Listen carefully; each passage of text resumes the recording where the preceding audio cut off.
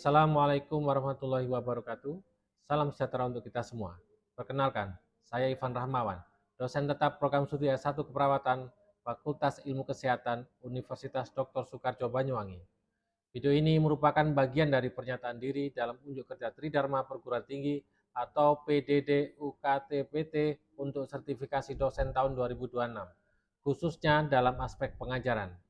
Pada kesempatan ini saya menjelaskan secara singkat mengenai mata kuliah yang saya ampu, yaitu Sistem Informasi Keperawatan dengan kode mata kuliah SKP 226 yang ditempuh oleh mahasiswa S1 Keperawatan semester 3. Mata kuliah ini merupakan mata kuliah yang berbobot 2 SKS dan menggunakan pendekatan Project Based Learning yang menekankan pembelajaran berbasis proyek. Mata kuliah ini dirancang untuk membekali mahasiswa pada pemahaman konseptual dan kemampuan praktis yang lebih mendalam terkait sistem informasi keperawatan di bidang pelayanan, pendidikan, dan penelitian keperawatan. Pada mata kuliah ini mendukung 5 capaian pembelajaran lulusan program studi CPL yang dibebankan mata kuliah dan 7 capaian pembelajaran mata kuliah atau CPMK yang tertuang dalam RPS yang telah disetujui dan ditantangani oleh Ketua Program Studi.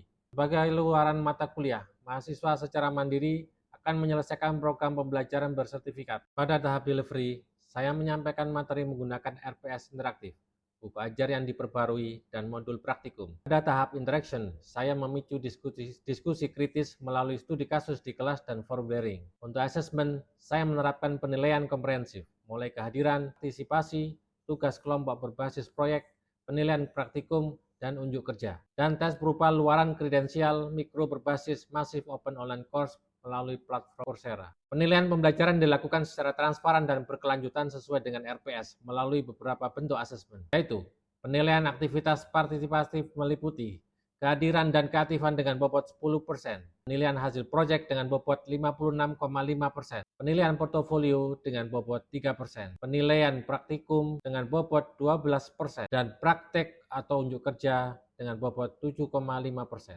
Dan tes dengan bobot 10,5%.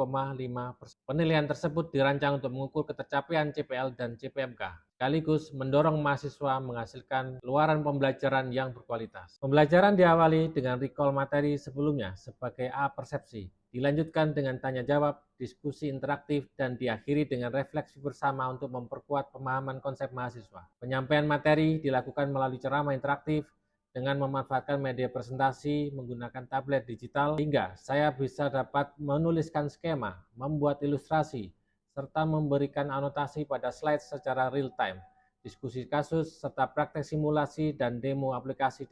Pendekatan ini membantu mahasiswa mengikuti alur mekanisme secara lebih sistematis dan mudah dipahami. Selain itu, saya menyampaikan artikel jurnal internasional hasil penelitian saya sendiri yang relevan dengan materi sebagai implementasi research-based learning, dan buku ajar sehingga mahasiswa memperoleh pengalaman belajar yang berbasis bukti ilmiah atau evidence-based learning. Seluruh RPS dan materi dapat diakses dan diunduh mahasiswa melalui Edlink Learning Management System. Model pembelajaran yang saya terapkan pada mata kuliah ini meliputi small group discussion, discovery learning, collaborative learning, project-based learning, research-based learning, massive open online course menggunakan platform Coursera. Referensi yang digunakan dalam mata kuliah ini terdiri dari 1 buku ajar yang saya tuliskan, yaitu Gamifikasi untuk Kesehatan, meningkatkan kepatuhan pengobatan tuberkulosis anak di Indonesia pada tahun 2026. 4 modul praktikum yang saya tulis, yaitu modul praktikum Microsoft Word 2019, modul praktikum Microsoft Excel 2013, modul praktikum Microsoft PowerPoint 2019, modul praktikum Teknik Pengembangan Media Promosi Kesehatan, dan modul SPSS, serta buku teks internasional. Kemudian, saya juga menggunakan artikel jurnal internasional yang saya publikasikan dan relevan dengan materi pembelajaran, serta artikel jurnal internasional terkini dari para peneliti lain sebagai penguatan konsep berbasis evidence dan perkembangan ilmu pengetahuan terbaru. Selanjutnya, Anda akan menyaksikan cuplikan video singkat proses pembelajaran saya bersama mahasiswa di kelas pada sesi kedua yang membahas tentang peran teknologi informasi bagi layanan pemberian asuhan keperawatan, yang membahas fungsi dan peran teknologi informasi secara umum, peran teknologi informasi dalam peningkatan kualitas layanan pemberian asuhan keperawatan, konsep dasar teknologi informasi bidang keperawatan. Selamat menyaksikan. Bismillahirrahmanirrahim. Assalamualaikum warahmatullahi wabarakatuh.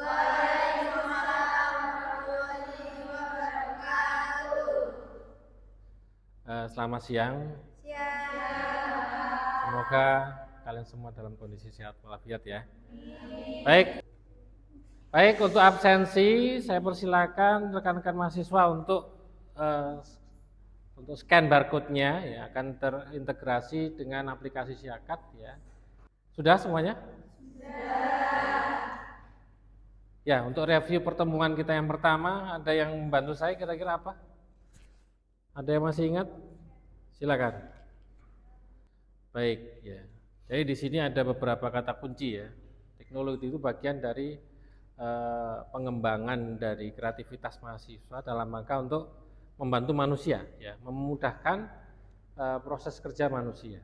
Nah, dalam konteks keperawatan otomatis di sini terkaitan dengan informasi yang akan diolah dalam rangka untuk membantu profesi perawat dalam menjalankan perannya sebagai profesi keperawatan. Dan nantinya kita akan belajar di pertemuan ini ya, tentang peran dari teknologi informasi dalam bidang keperawatan ya, khususnya dalam layanan asuhan keperawatan ya. Ya, pertama kita akan membahas tentang fungsi, ya, fungsi dan peran teknologi. Yang pertama, fungsi dari teknologi informasi adalah yang pertama adalah capture ya. Yaitu adalah apa? Ada yang tahu? Menangkap ya. Apa yang ditangkap? Informasi. Ya sebetulnya hampir benar tapi masih kurang tepat ya. Karena yang ditangkap ya sebelum diolah itu adalah berupa data. Contohnya apa? Ketika seorang perawat mengukur tensi ya, tekanan darah pasien, yang didapat berupa apa? Informasi atau data? Data tekanan darah dalam bentuk angka yang belum bisa diinterpretasikan atau belum bisa menjadi sebuah informasi. Dan data-data ini nanti akan ditangkap. Dalam artian apa? Bisa jadi informasi ini akan dimasukkan ke dalam sebuah sistem atau aplikasi. Dan ini biasanya seorang perawat tentunya sekarang tanggung jawabnya tidak hanya melakukan pendokumentasian ya terhadap kondisi pasien ya. Kemudian dia juga monitoring ya. Dia selalu akan bekerja real time ya dalam rangka untuk memastikan pasien ini mendapatkan asuhan keperawatan yang tepat gitu ya. Kemudian fungsi selanjutnya adalah mengolah, processing. Data akan diproses oleh sistem. Sistem itu sebuah alur logika atau yang bahasa sederhananya adalah aplikasi yang dikembangkan untuk mengolah data tadi menjadi output luaran informasi gitu. Dan ini menjadi fungsi dari yang poin ketiga yaitu adalah generating. Dari data yang diproses, diolah tadi, di-generate ya, menghasilkan sebuah luaran informasi. Selanjutnya, agar supaya informasi ini bisa diakses kembali, maka perlu adanya fungsi penyimpanan. Ya, seperti kalian gitu ya, ketika kalian istilahnya melakukan pekerjaan di komputer, ketika kalian tidak melakukan penyimpanan maka tidak bisa di recall lagi, tidak bisa diakses kembali. Karena itu proses ini menjadi salah satu proses yang penting ya. Dan fungsi ini selanjutnya ya adalah mencari kembali retrieval ya. Karena sudah tersimpan dalam database, maka bisa di-retrieve atau diakses kembali atau di-recall bahasa lainnya. Selanjutnya adalah fungsi untuk transmisi. Jadi data atau informasi yang dihasilkan bisa dikirimkan, ditransmisikan sesuai dengan kalau dalam teknologi informasi nantinya mungkin yang kita kenal kalau di bidang keperawatan di rumah sakit mungkin yang familiar adalah sistem informasi rumah sakit ya SIM-RS ya. Mulai dari front end ya ketika pasien datang dia sudah harus melakukan registrasi ya. Apabila dia pertama kali datang dia harus registrasi sehingga data ini bisa tersimpan. Kemudian dari sini ada proses istilahnya data yang terekam, terdokumentasi. Misalkan pasien ke poli penyakit jantung ya, di situ dihasilkan data transaksi yang akan tersimpan dalam sistem informasi. Dan agar supaya ini bisa di-recall, maka sistem ini wajib melakukan proses fungsi penyimpanan ini ya. Dan pada akhirnya proses transmisi ini disesuaikan dengan kebutuhan. Sampai di sini ada pertanyaan? Bisa dipahami ya? Baik, ini salah satu yang saya kutip dari Sutarman 2009, halaman 18. Peran sistem informasi, yang pertama efisiensi. Otomatis karena teknologi ini dikembangkan dalam rangka untuk meningkatkan efisiensi. Bagaimana itu terjadi? Ada yang tahu? Kalau dulunya pekerjaan ini manual, maka dilakukan oleh sistem aplikasi. Ya. Apa yang bisa dihasilkan dari efisiensi? Bisa jadi efisiensi waktu. Ya, jadi juga bisa lebih cepat mengakses informasi. Karena biasanya kalau memang secara manual kita harus ke ruangan untuk mengambil data, ya, atau menunggu proses kita diberikan data oleh yang bertanggung jawab di sana ya. Kemudian kalau dengan adanya teknologi ini, proses ini bisa lebih cepat dilakukan melalui apa? Melalui teknologi yang dikembangkan berupa sistem informasi. Sebagai contoh, ketika kita masuk ke dalam sistem informasi, tinggal kita ketik nama pasien, maka kita bisa mengakses secara cepat sekali ya, secara real time. Kemudian ada efektivitas. Efektivitas bisa jadi dalam bentuk apa kira-kira?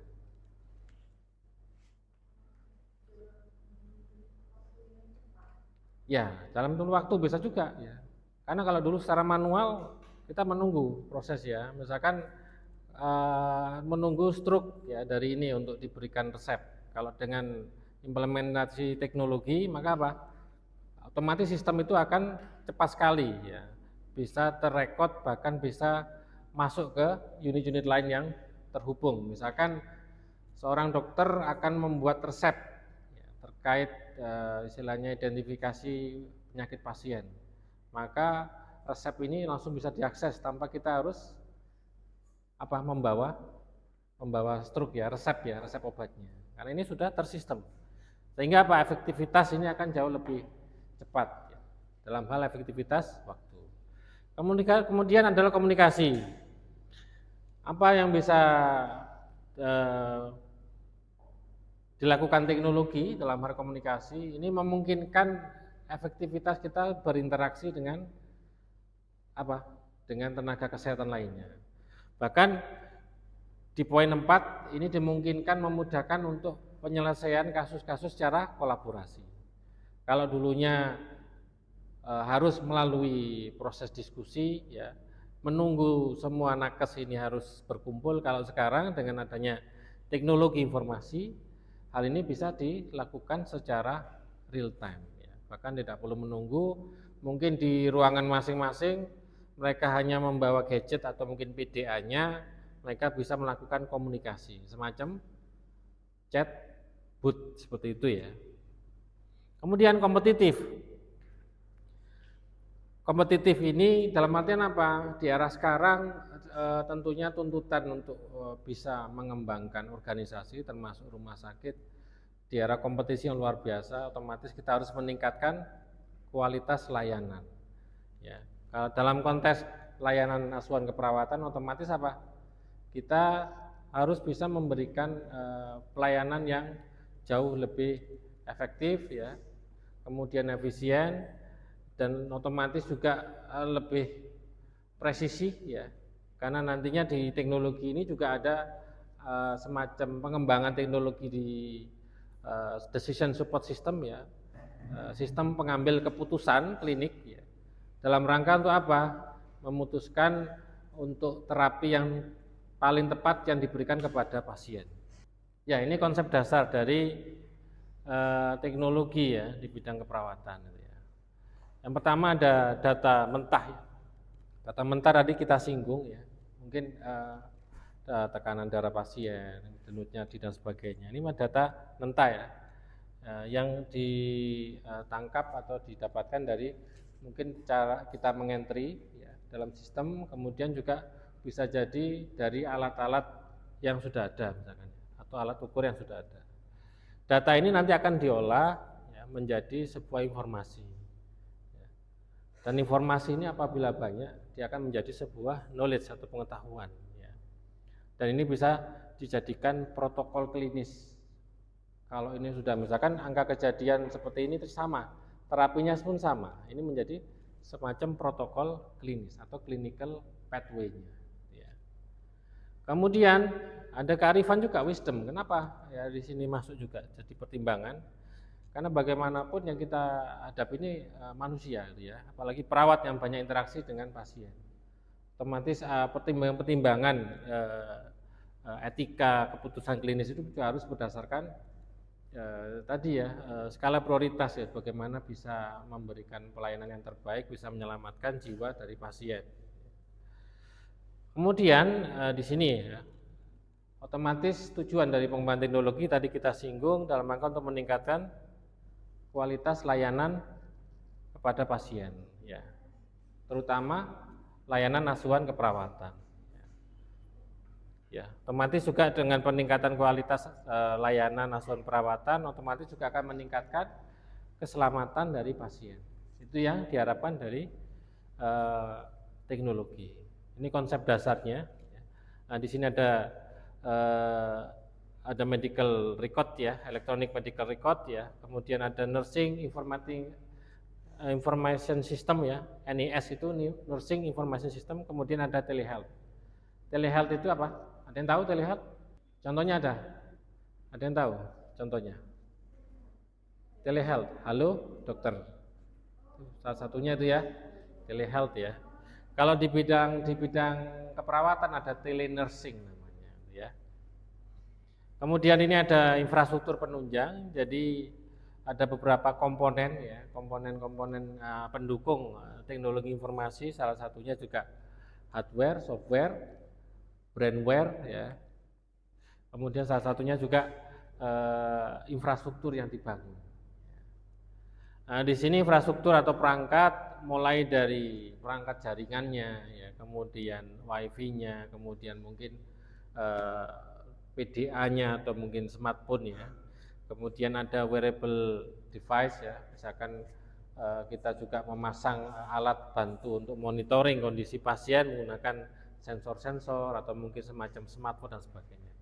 Kemudian karena ini sudah full online, maka keamanan ini juga harus diperhatikan, karena bagaimanapun keamanan data dari pasien ini menjadi sangat penting gitu ya. Jangan sampai suatu saat ternyata ketika implementasi sudah cukup lama ternyata ada gangguan dari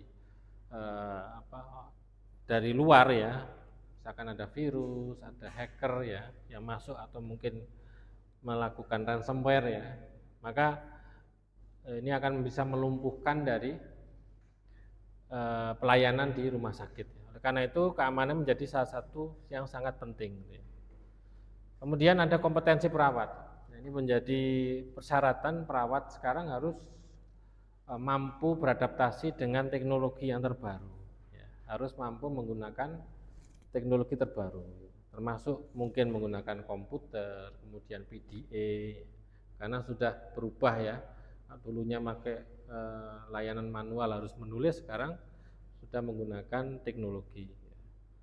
Kemudian tentunya ini akan meningkatkan kualifikasi dari perawat, otomatis perawat dituntut untuk berkembang, beradaptasi dengan pertumbuhan, pengembangan teknologinya, harapannya nanti perawat juga mempunyai kompetensi dan skill yang lebih tinggi. Baik, ada pertanyaan? Tidak ada. Ya, ini flowchart ya, bagaimana proses transformasi data menjadi informasi. Dimulai data yang kita ambil dari pasien, data ini dikumpulkan. Jadi termasuk proses apa? Fungsi apa? Yang pertama tadi fungsi apa? Apa yang pertama tadi? Capture, betul sekali. Ya, pengumpulan data, fungsi capture, gitu ya. Kemudian setelah itu ada fungsi processing. Masih ingat ya? processing. Ini data yang terkumpul akan diproses dan disimpan di dalam basis data, database ya, atau sebuah server komputer ya. Kalau analoginya Pak, basis data berupa apa Pak? Berupa komputer, seperti kalian menyimpan file ke dalam komputer atau laptop kalian, gitu ya. Nah ini karena banyak, maka dikatakan dia basis data. Itu fungsi apa basis data tadi? Storage ya. Setelah proses ada storage. Kemudian ada generating tadi. Data itu disajikan. Jadi berupa informasi. Di mana letak data itu sudah berupa informasi, yaitu di fungsi generating. Paham ya? Bisa berupa apa saja luarannya, bisa berupa tabel, ada grafik chart. Kenapa kita luarannya berupa ini? Ada yang tahu enggak? Kenapa luaran dari penyajian data ini berupa tabel grafik data? Kalau disajikan dalam angka-angka kira-kira masih butuh proses enggak? Masih butuh. Kalau ini berupa grafik akan jauh lebih mudah untuk menginterpretasikan. Ya. Artinya kalau dalam teknologi sendiri itu dikatakan namanya apa? Namanya dashboard system. Ya. Namanya dashboard system. Ya. Kemudian di sini ada analisis dan penyimpulan. Ya. Artinya apa? Sistem itu juga bisa membantu dalam pengambilan keputusan. Apalagi di era sekarang, hampir semua sistem informasi sudah ada fitur untuk memberikan rekomendasi. Seperti halnya kita di era sekarang ini kalau menggunakan hampir semua platform selalu mengintegrasikan kecerdasan buatan ya. Hampir semua platform seperti itu ya. Dan ini informasi yang sesuai yang kita butuhkan. Baik, ada pertanyaan? Ada. Silakan. Ya, baik. Pertanyaan yang luar biasa ya. Luar biasa. Jadi bagaimanapun teknologi itu sebagai alat bantu, bukan sebagai alat untuk memastikan atau validasi keputusan final. Kita manusia atau perawat ini tetap harus melakukan analisis ya. Kita harus melakukan pengkajian. Dalam artian sistem ini membantu untuk memberikan beberapa rekomendasi dari data training yang dia punya. Apabila terjadi error, ya bisa jadi. Dan bagaimanapun untuk meminimalisir error harus ada analisis tadi. Proses analisis yang dilakukan oleh seorang perawat. Bisa jadi rekomendasi itu kadang-kadang kan gejala itu pada penyakit pasien itu kan mirip-mirip ya. Nah, terkadang kita bingung. Ini apakah ini nanti panasnya karena demam flu atau karena memang dia karena penyakit lain atau misalkan kena penyakit-penyakit lainnya. Artinya di sini peran perawat ini sangat penting untuk menganalisa fenomena yang ada. Tidak serta-merta luaran atau istilahnya sistem memberikan rekomendasi langsung kita validasi sebagai sebuah keputusan klinis. Sehingga tadi meminimalisir terjadinya error ya, kesalahan mengambil keputusan seperti itu ya, kesalahan dalam pengambilan keputusan untuk pemberian asuhan perawatan. Kemudian ada mungkin saya singgung lagi ya terkait mungkin adanya error.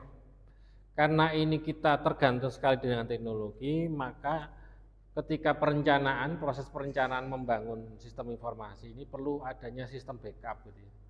Karena bisa jadi ada kerentanan misalkan terjadi kejadian petir ya sehingga merusak perangkat ya, server, maka di sini bisa melumpuhkan ya, layanan yang ada dalam pelayanan kesehatan. Oleh karena itu dibutuhkan sistem backup juga. Ya, misalkan komputernya sudah harus punya 2 server, ya, atau mungkin satunya server cloud, ya, satunya server fisik gitu ya. Ketika ada lonjakan tegangan yang menyebabkan perangkat hardware-nya rusak, maka kita masih punya data backup yang bisa segera di running seperti itu ya. Untuk menghindari tadi resiko-resiko tadi.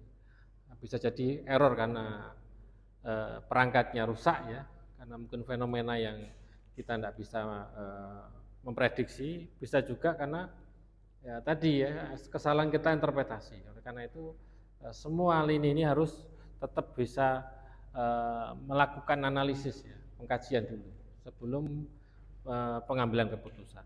Oleh karena itu dikatakan decision support system, sistem pendukung pengambilan keputusan, bukan sistem pengambilan keputusan, tapi pendukung. Artinya apa? Di situ tetap kita sebagai perawat atau tenaga kesehatan ini wajib untuk melakukan pengkajian mendalam sebelum mengambilkan keputusan final. Seperti itu ya. Baik, untuk selanjutnya mungkin pertanyaannya lain. Kalau tidak ada, ini ada Massive Open Course ya, Massive Open Learning Course ya, Coursera. Ini terkait dengan ini ya, kalian silakan scan, kerjakan. Di situ ada 20 pertanyaan yang kalian harus jawab untuk pengayaan ya. Dan nanti akan mendapatkan luaran berupa sertifikat dari Coursera. Ini salah satu bentuk mikro kredensial ya. Jadi di pembelajaran saya nanti teman-teman juga wajib melakukan evaluasi, nanti mengikuti video tutorialnya, kemudian silakan dijawab pertanyaan kuisnya ada 20 dan harus 100% benar supaya mendapatkan e-sertifikat. Seperti itu ya. Baik, sebelum saya akhiri saya akan melakukan resume ya. Jadi dari awal ya bagaimana sebuah teknologi ini sangat kuat sekali berperan ya dalam membantu tugas dari perawat ya, terutama dalam meningkatkan kualitas layanan pemberian asuhan keperawatan. Bagaimana bisa membantu perawat? Yang pertama, aksesibilitas informasi akan jauh lebih mudah ya. Tadi sudah saya singgung. Kemudian apa? Memudahkan dalam melakukan analisis ya, karena di situ ada sistem untuk pendukung keputusan ya. Kemudian di situ juga memudahkan pemantauan pasien ya. Memudahkan berkolaborasi dengan tenaga kesehatan lainnya dalam rangka untuk menyelesaikan kasus-kasus kesehatan ya. Mungkin itu dari saya.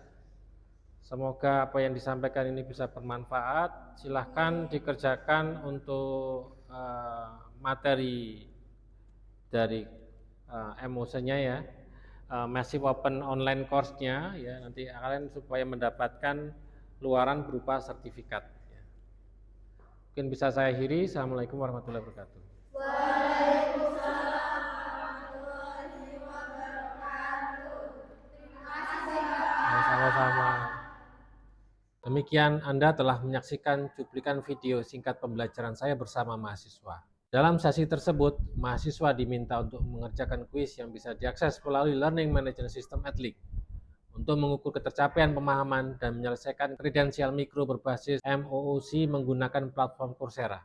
Melalui penerapan metode Small Group Discussion, Project Based Learning, Collaborative Learning, saya berupaya menciptakan proses pembelajaran yang aktif dan kritis. Kegiatan pembelajaran ini diharapkan dapat meningkatkan pemahaman konseptual dan kemampuan praktis mahasiswa dalam penggunaan teknologi informasi di bidang pelayanan, pendidikan, dan penelitian keperawatan. Sebagai dosen, saya senantiasa melakukan refleksi terhadap proses pembelajaran sebagai dasar evaluasi untuk melakukan perbaikan secara berkelanjutan dalam rangka peningkatan kualitas pembelajaran. Hal ini bagian komitmen saya dalam meningkatkan mutu pembelajaran dan mendukung ketercapaian pembelajaran lulusan.